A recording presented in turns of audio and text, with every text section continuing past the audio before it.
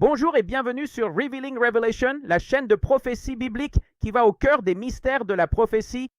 Je m'appelle Alan Dubre et si vous retirez quelque chose de nos enseignements, n'oubliez pas d'aimer, de partager et de vous abonner. Et n'oubliez pas, dans la boîte de description de chaque enseignement, nous avons 10 autres chaînes de traduction dans différentes langues pour faciliter le partage avec votre famille et vos amis à travers le monde dans leur propre langue. Avec cela, nous avons quelque chose de profond pour vous aujourd'hui. J'espère que vous avez suivi et étudié les révélations au fur et à mesure. Mais si vous êtes nouveau, je vous recommanderais peut-être de revenir en arrière et de commencer par certaines des premières vidéos, car celle-ci va en profondeur. Vous voyez, vous avez maintenant grandi dans la compréhension de ceux à qui s'adressent les évangiles. Vous comprenez que la fin des temps ne dure pas 7 ans, mais 14 ans, et qu'il y a une portion appelée au-dessus qui est représentée par 50 jours. Cela étant dit, laissez-moi vous montrer quelque chose de très profond. Vous voyez, on nous a tous dit qu'il n'y avait que les 12 apôtres et quelques disciples qui suivaient Jésus. Eh bien, regardez ce que nous lisons ici dans 1 Corinthiens, chapitre 15. Et souvenez-vous, si je ne mentionne pas le chapitre, regardez simplement à droite et vous verrez dans quel chapitre je me trouve. Mais ce que nous découvrons, ce n'est pas seulement ce qui s'est passé à l'époque du Christ, mais je vais vous montrer comment cela s'est produit de cette façon à l'époque du Christ et qu'à la fin des temps, cela se révèle en se déroulant à l'envers. Et cela confirme aussi autre chose à propos de la moisson du Seigneur, une moisson spécifique, en effet, d'accord, une seule moisson. Regardez ceci ici. Dans la première épître aux Corinthiens, chapitre 15, à partir du verset 4, il est dit « Et qu'il a été enseveli et qu'il est ressuscité le 3e jour selon les Écritures. » Maintenant, regardez avec qui il a rencontré et qu'il a été vu par Céphas puis par les 12. Lesquels 12? Ce ne sont pas les apôtres. En réalité, cela représente les 12 tribus, les chefs des 12 tribus. Vous voyez, on nous a toujours dit que ce n'était que les 12. C'était seulement ces 12. Et c'est tout. En réalité, le premier groupe avec lequel il a rencontré était les 12. Et savez-vous qui représente ces 12? Le groupe de Matthieu. D'accord? Maintenant, regardez ceci. Après cela, il a été vu par plus de 500 frères à la fois, dont la plupart sont encore vivants aujourd'hui, mais quelques-uns se sont endormis. C'est un autre groupe avec lequel il a rencontré. Et ils sont représentés par le groupe de Marc. Ceux-ci étaient des disciples, des suiveurs du Christ. Certains sont morts pendant son ministère et la majorité était encore vivants. Et ensuite, il est dit, après cela, il a alors été vu par Jacques, puis par tous les apôtres. Vous voyez, les apôtres, tous les apôtres, puis les 12 ici en haut, ce ne sont pas les mêmes groupes. Ce sont les 12 apôtres. Rappelez-vous le Christ. Même dans l'Apocalypse, il y avait 24 anciens. Ce sont les 12 apôtres et les chefs des 12 tribus. Il y avait aussi ces groupes lorsque le Christ était ici. Ce groupe de Jacques, ici avec tous les apôtres, est la représentation de l'évangile de Jean. Et ensuite, il est dit, et enfin, il a aussi été vu par moi, comme un avorton. Maintenant, bien sûr, il s'agit de Paul, mais c'est une représentation de l'évangile de Luc. Luc n'était pas là non plus et c'est venu plus tard. Et c'est Paul qui dit qu'il était comme un né hors du temps, ce qui ressemble à une naissance prématurée. Alors, avec qui a-t-il rencontré? Il a rencontré d'abord le groupe de Matthieu. C'est pourquoi, dans l'évangile de Matthieu, lors de la résurrection, l'histoire de la mission et ce qu'il leur dit d'aller faire est très différent de la mission qu'il donne aux disciples à la fin du récit de la résurrection de Marc. Vous voyez, la mission est très différente. Ensuite, on passe à la mission selon Jean. Et c'est en fait dans la mission selon Jean que commencent les 50 jours. Vous voyez, dans Matthieu, ce n'est pas le début des 50 jours. Dans Marc, il ne s'agit pas des 50 jours. Mais dans Jean, c'est là que commence le compte des 50 jours. Jésus dit, « Je ne suis pas encore monté vers mon Père, alors ne me touche pas encore, d'accord, à Marie-Madeleine. Je dois monter vers le Père. » Puis il revient, n'est-ce pas? Ce même jour, le soir, il revient, il souffle et oint les apôtres. Et puis il part, et il revient 8 jours plus tard. Ce sont les 8 premiers jours du compte des 50 jours. Que se passe-t-il le 8e jour? Il commence alors son compte de 40 jours en rencontrant le groupe de Luc. Ce groupe de Luc marque le début du compte de 40 jours du Seigneur. Cette image prophétique du groupe de Luc qui est représenté comme ce que Paul appelle un nez hors du temps. C'est lié à l'enlèvement pré-tribulationniste et à un reste qui demeure pour servir le Seigneur à la fin des temps. D'accord? Et regardez les instructions, la mission qu'il leur donne, elle est très différente de celle de Matthieu, très différente de celle de Marc et très différente de celle de Jean. Ce groupe part en mission et il est dit qu'ils seront ceux qui commenceront à partir de Jérusalem. Et ceux-là sont ses témoins. Il s'agit de 4 groupes différents, tout comme vous l'avez vu dans 1 Corinthiens 15. C'était 4 groupes différents. Matthieu, Marc, Jean, puis Luc. Donc, à partir de Jean, nous avons commencé les 50 jours. Dans Luc, nous sommes maintenant dans les 40 jours. Et dans Actes chapitre 1, qui fait suite à Luc, nous arrivons à la fin des 40 jours. À la fin des 40 jours, il nous est dit, dans peu de jours, ils vont recevoir le Saint-Esprit. Donc cela fait 40, environ 47, parce que le 8e jour commence les 40 jours. Il ne reste qu'environ 3 jours, d'où l'expression « dans peu de jours ». Ce « dans peu de jours » les amène alors à Actes chapitre 2 et au moment où la Pentecôte est pleinement arrivée. Alors, de quoi s'agit-il exactement? Regardez ceci. Si nous allons dans Lévitique chapitre 23, vous allez voir la vérité sur le comptage de la fête des semaines mène alors à la Pentecôte. D'accord, il est écrit « Et vous compterez pour vous, à partir du lendemain du sabbat, à partir du jour où vous avez apporté la gerbe de l'offrande balancée, 7 sabbats complets devront s'écouler, jusqu'au lendemain du 7e sabbat. Devriez-vous compter 50 jours? Savez-vous que ce mot pour compter 50 jours signifie compter? Voyez-vous? Alors devez-vous marquer ou indiquer 50 jours? Cela ne vous dit pas que c'est le 50e jour. Cela vous dit d'ajouter encore 50 jours. Vous pouvez même le voir à travers les descriptions. Si nous allons à la Pâque, on nous dit que c'est le 14e jour.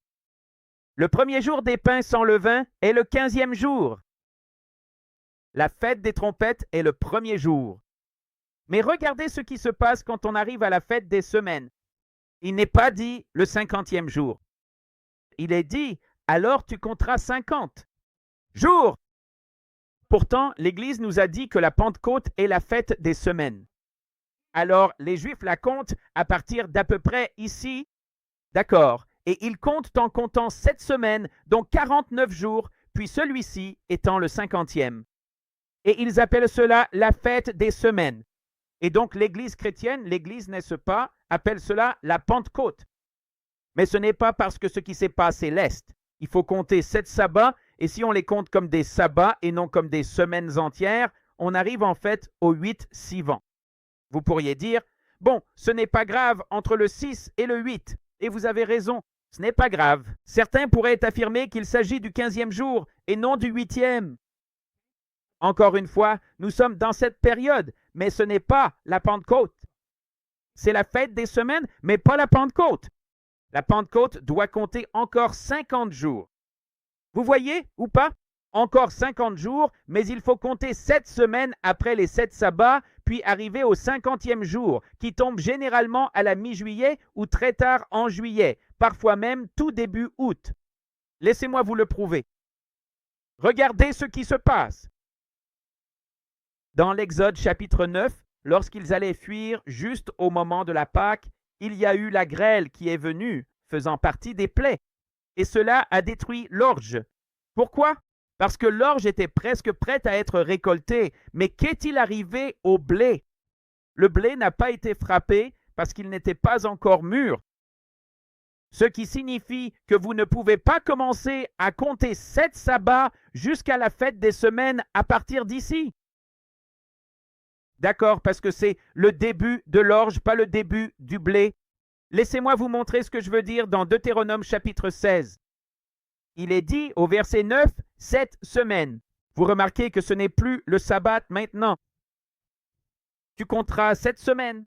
Voilà ce comptage pour toi. Commence à compter les 7 semaines à partir du moment où tu commenceras à mettre la faucille dans le blé. Maintenant, que représente ce blé? Il semblerait qu'il s'agisse simplement de céréales de n'importe quel type. Mais la fête des semaines, c'est le compte de quoi? Dans Exode 34, verset 22.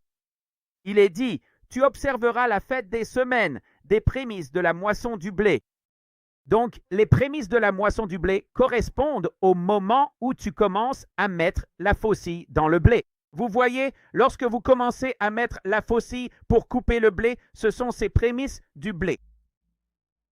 Vous voyez, donc vous ne comptez pas 7 semaines comme 7 sabbats. Ce sont 7 sabbats. Et à la fin des 7 sabbats, tu comptes 50 jours, ce qui fait 7 semaines et le 50e jour. C'est la fin de ta moisson du blé et c'est alors le début des raisins. Regardez bien. Alors, où est-ce que tu arrives? Voici les Juifs, là où ils le comptent, n'est-ce pas? Ils comptent 7 semaines et ils arrivent à la fête des semaines juste ici. Je dis, tu es censé compter 7 sabbats et cela t'amène à la fête des semaines qui est quoi? À partir d'ici, voici ton 7e sabbat. Cela signifie qu'à partir d'ici, tu commences maintenant à compter 50 jours, ce qui est quoi? 7 semaines, d'accord? Pas des sabbats maintenant, des semaines. Ce sont exactement 49 jours, 7 fois 7. Et ensuite, tu as le 50e jour. Quand tu fais cela, tu commences toujours la moisson du blé vers la toute fin mai ou début juin, selon l'année. Et elle se termine généralement vers la mi-juillet, voire un peu plus tôt. En août, au 28 Tammuz, c'est la fin de tes 7 semaines et le 50e jour. Que se passe-t-il entre la toute fin juillet et le début août? Le début de la récolte du raisin? Alors, laisse-moi te montrer cela d'abord avec le blé. Il nous est dit que le blé, regarde bien, il est dit que le blé d'hiver, c'est-à-dire celui dont nous parlons, est généralement récolté en été. D'accord, généralement de juin à août. Tu vois, dans certains endroits, cependant, cela peut commencer à la fin mai. Eh bien, c'est exactement ce que nous disions, n'est-ce pas? Ici, en 2026, c'est à la fin mai, mais en général, ce serait début juin. Quand quoi? Quand la faucille peut être mise à la moisson du blé, afin que ce soit le début des prémices de la fête, des semaines de la moisson du blé. Donc oui, ce sont 7 sabbats. Oui, ils sont à peu près dans la bonne période, mais ce n'est pas à l'église que se trouve la Pentecôte. La Pentecôte, c'est 50 jours supplémentaires. Et comment le savons-nous? Eh bien, quand le raisin est-il prêt? Regarde bien, d'accord? Les raisins? La récolte du raisin commence de la fin août au début octobre. Dans certains endroits, on te dira même, tu vois, qu'elle peut même commencer en juillet. Donc cela pourrait être de la fin juillet au début août. Eh bien, où en sommes-nous à la fin des 7 semaines ou au 50e jour? Nous sommes arrivés à la mi-juillet cette année, mais c'est généralement de la fin juillet au tout début août. C'est la fin de quoi? C'est la fin de la moisson du blé. Elle commence avec les prémices de la fête des semaines de la moisson du blé, quand la faucille y est mise. Quand la moisson du blé est terminée. Aux alentours du 28 Tammuz, de la fin juillet au tout début août, c'est alors le temps de la récolte du raisin. Et pourquoi est-ce important? Parce que dans Actes chapitre 2, à la Pentecôte, on parle de vin nouveau. Ils étaient accusés d'être ivres de vin nouveau. Voyez-vous, en quoi cela nous concerne-t-il maintenant? Maintenant que vous commencez à voir cela, cette image, ce mystère, de la façon dont cela s'est déroulé dans les différents groupes. D'abord Matthieu, puis Marc, ensuite Jean, et enfin le groupe de Luc. Comment cela se déroule-t-il à l'envers? Eh bien, comment cela se serait-il passé? 7 fois 7, n'est-ce pas, pour les sabbats? 7 sabbats qui se succèdent, et ensuite 50 jours.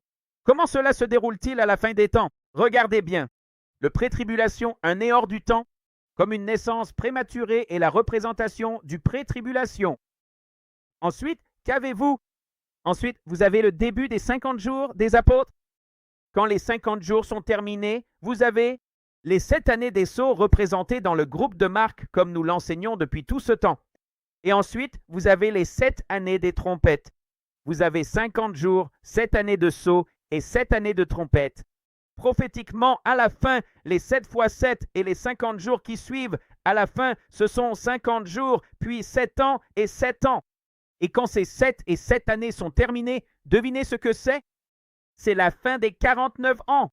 Les 2 derniers 7 sont les 2 derniers 7 de 49 ans dans le décompte des années jusqu'au jubilé final. Oh là là, c'est profond. Je prie pour que cela vous bénisse. Au revoir pour l'instant.